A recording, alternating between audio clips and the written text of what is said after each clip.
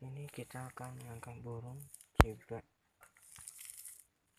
Alat yang dibutuhkan kayu, jaring, lampu, dan juga tali.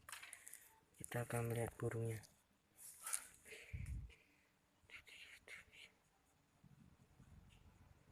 Tuh, kita sudah mendapatkan sasaran.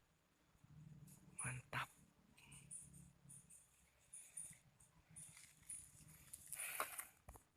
Ya, bahannya sudah siap. Mari kita tangkap burungnya. Itu dia.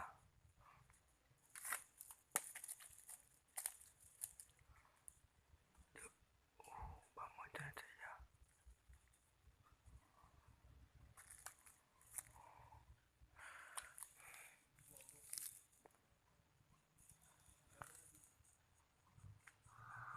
Dan akhirnya kita pun dapat satu ekor burung ciblek.